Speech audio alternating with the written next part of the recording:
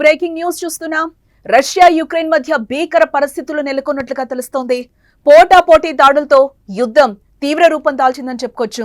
Ukraine drone దాడుల తర్వాత ఆందోళన పరిస్థితులు నెలకొన్నాయి. అక్కడ 1430 మందిని యుక్రెయిన్ సైనికులను హతమార్చినట్లుగా రష్యా ప్రకటన చేసింది. లేటెస్ట్ గా రష్యాలోని కీలక బ్రిడ్జ్ ని యుక్రెయిన్ కూల్చేసినట్లుగా సమాచారం. 1100 కిలోల పేలుడు పదార్థంతో క్రిమియా బ్రిడ్జ్ ని కూల్చివేసినట్లుగా రష్యా చెప్తోంది. వాటర్ లో పిల్లర్లను టార్గెట్ చేస్తూ పేలుడు. అలాగే రష్యాకు క్రిమియా బ్రిడ్జ్ చాలా కీలకంగా చెప్పుకోవచ్చు. క్రిమియా బ్రిడ్జ్ పై నుంచే యుక్రెయిన్ లోపలికి వెళ్లి గత కొంతకాలంగా రష్యా దళాలపై దాడులు చేస్తున్న పరిస్థితి కనిపిస్తోంది. అలాగే 2022 నుంచి బ్రిడ్జ్ పేల్చేయడానికి ప్లాన్ వేసినట్లుగా కూడా మనకి తెలుస్తోంది. ఇక్కడ టోటల్ గా మనం చూడొచ్చు, స్క్రీన్ మీద కూడా మనకి క్లియర్ గా కనిపిస్తుంది ఏ విధంగా బాంబులు పేల్చారు, ఏ విధంగా అక్కడ రష్యా మీద దాడులు జరిగాయి అనేది కూడా మనకి కనిపిస్తోంది. ఇటు యుక్రెయిన్ మీద కూడా రష్యా దళాలు దాడులు చేస్తున్న పరిస్థితి అయితే కనిపిస్తోంది. రష్యా యుక్రెయిన్ మధ్య యుద్ధం తీవ్ర స్థాయికి చేరుకుందని కూడా మనకి క్లియర్ గా అర్థమవుతుంది. ఇక్కడ శాంతి చర్చలతో వార్కు ఫుల్ స్టాప్ పడుతుందని భావించిన సమయంలో రెండు దేశాల మధ్య భీకర దాడులైతే జరుగుతున్నాయి. రష్యా భూభాగంలోకి చొచ్చుకెళ్లి మరి డ్రోన్లతో యుక్రెయిన్ విరుచుకుపడిన తర్వాత ఆందోళన పరిస్థితులు నెలకొన్నాయి. యుక్రెయిన్ దాడులతో రగిలిపోయిన రష్యా 24 గంటల్లోనే 1430 మంది యుక్రెయిన్ సైనికులను హతమార్చినట్లుగా ప్రకటించింది అధికారికంగా. అటు తాము కూడా 1100 మంది రష్యా సైనికులను హతమార్చినట్లు యుక్రెయిన్ తెలిపింది. తాజాగా రష్యాకు మరో షాక్ తగిలినట్లుగా తెలుస్తోంది. రష్యాను క్రిమియాతో కలిపే బ్రిడ్జ్ ను యుక్రెయిన్ పేల్చివేసింది. నీటిలో బాంబ్ పెట్టి యుక్రెయిన్ ఆర్మీ భారీ పేలుడు జరిపింది.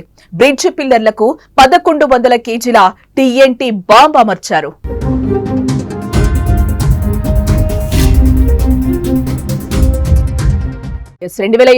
ఫిబ్రవరిలో ఈ యుద్ధం మొదలవగా అప్పటి నుంచి రష్యాకు ఈ బ్రిడ్జ్ కీలకంగా మారిందని చెప్పుకోవచ్చు. రష్యా దళాలు క్రిమియా బ్రిడ్జ్ పై నుంచి యుక్రెయిన్ భూభాగాల్లోకి వెళ్లి దాడులు చేస్తున్నాయి. దీంతో ఈ బ్రిడ్జ్ ని పేల్ చేయాలని యుక్రెయిన్ చాలా కాలంగా ప్లాన్ చేస్తోంది. 2022, 2023లో కూడా క్రిమియా బ్రిడ్జ్ ని పేల్చేయగా మళ్లీ మరొకసారి దానిపై దాడి చేసింది. దీంతో క్రిమియా రష్యా మధ్య రాకపోకలు పూర్తిగా నిలిచిపోయాయి. ఇంతకాలంగా యుద్ధంలో రష్యాది పై చేయి కాగా ఇటీవల కాలంలో మనం చూస్తున్నాం యుక్రెయిన్ ఊహించని విధంగా దాడులు చేస్తోందని చెప్పుకోవచ్చు. డ్రోన్ దాడితో ప్రపంచాన్నే ఆశ్చర్యపరిచిందని చెప్పుకోవచ్చు. స్పైడర్ వెబ్ పేరుతో భారీ ఎత్తున డ్రోన్ దాడులు చేసి 7 బిలియన్ల విలువైన 41 విమానాలను ధ్వంసం చేయడం రష్యాకు మింగుడు పడని విషయంగా మనకి తెలుస్తోంది.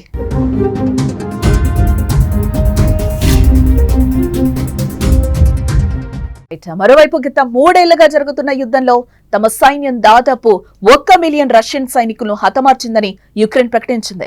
యుద్ధంలో మొత్తంగా 9,90,800 మంది రష్యా సైనికులు చనిపోయారని, అందులో 1100 మంది సైనికులు గత 24 గంటల్లోనే ప్రాణాలు కోల్పోయారని ప్రకటించింది.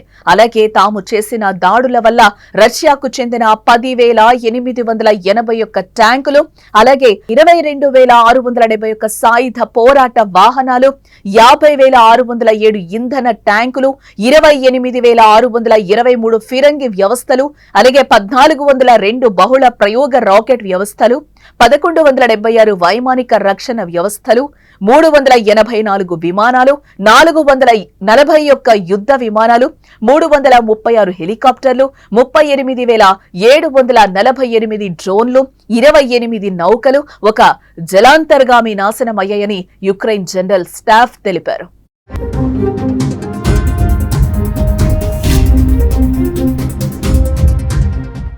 మూడేళ్లుగా కొనసాగుతున్న రష్యా యుక్రెయిన్ యుద్ధానికి ముగింపు పలికేందుకు చేపట్టిన ప్రయత్నాలు ఈసారి కూడా సఫలం కాలేదని తెలుస్తోంది. ఇటీవల తుర్కియాలో ఇస్తాంబుల్ నగరంలోని సిరగాన్ ప్యాలెస్ లో జరిగిన 2వ విడత చర్చలు ఎటువంటి స్పష్టమైన ఫలితాన్ని ఇవ్వలేదు. చర్చల కంటే ఒక్కరోజు ముందే యుక్రెయిన్ భారీ వైమానిక దాడికి పాల్పడి రష్యా వైమానిక స్థావరాలనైతే ధ్వంసం చేయడం చర్చలపై ఎఫెక్ట్ పడిందని చెప్పుకోవచ్చు. చర్చలకు తుర్కీయే విదేశాంగ శాఖ మంత్రి హకాన్ ఫిదాన్ అధ్యక్షత వహించగా యుక్రెయిన్ తరపున రక్షణ మంత్రి రుస్తెం ఉమెరోవ్, రష్యా తరపున అధ్యక్షుడు పుతిన్ సలహాదారు వ్లాదిమిర్ మెడిన్స్కీ పాల్గొన్నారు. ప్రధానంగా కాల్పుల విరమణపై చర్చలు సాగినప్పటికీ ఎలాంటి ఒప్పందం కుదిరిందన్న విషయాన్ని ఏ దేశం కూడా ఇప్పటి వరకు అధికారికంగా ప్రకటించలేదు. మరి రానున్న రోజుల్లో రష్యా యుక్రెయిన్ వార్ మరింత ముదిరే అవకాశం స్పష్టంగా కనిపిస్తోంది ఇక్కడ.